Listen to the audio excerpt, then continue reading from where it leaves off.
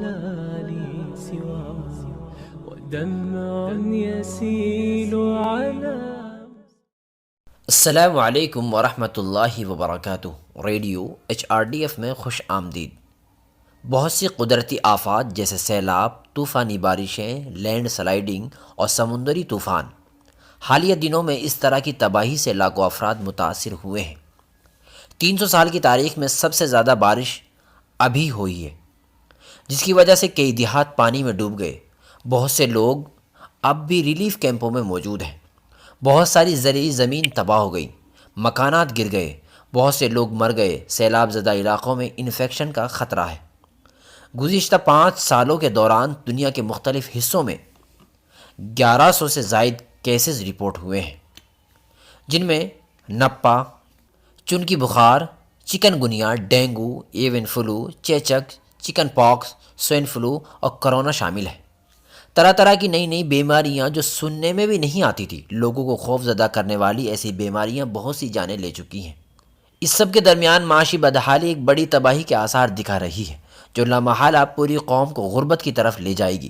اطلاعات ہیں کہ لاکھوں لوگ اپنی ملازمتیں کھو رہے ہیں، صنعتی شعبے زوال پذیر ہیں، پیداوار کم ہو رہی ہے، غربت عروج پر ہے. مختصر یہ کہ ملک، عوام اور امت مسلمہ شدید مشکلات سے گزر رہی ہے. مومن کے لیے دنیاوی زندگی نہ دائمی ہے نہ مکمل.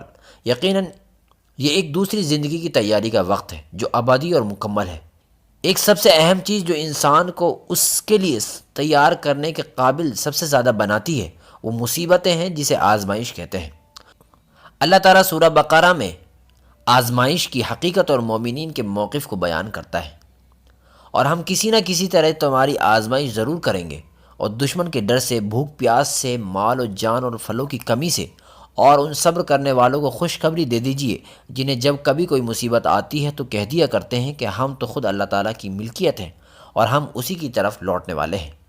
مصیبت کی وجہ سے لوگوں کا نقصان، معاشی نقصان یا فصلوں کو نقصان، ان میں کوئی مستقل ذہنی پریشانی یا خلل پیدا نہیں کرتا. آفت کا سامان کرنے والے مومنین کا پہلا موقف ہے انا للہ و انا الیہ راجعون.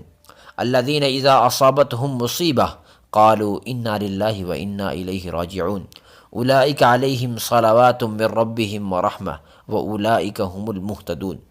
جنہیں جب کبھی کوئی مصیبت آتی ہے تو کہہ دیا کرتے ہیں کہ ہم تو خود اللہ تعالیٰ کی ملکیت ہیں اور ہم اسی کی طرف لوٹنے والے ہیں.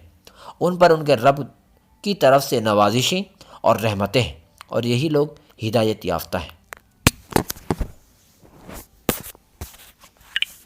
ولا لي سواه ودمع يسيل على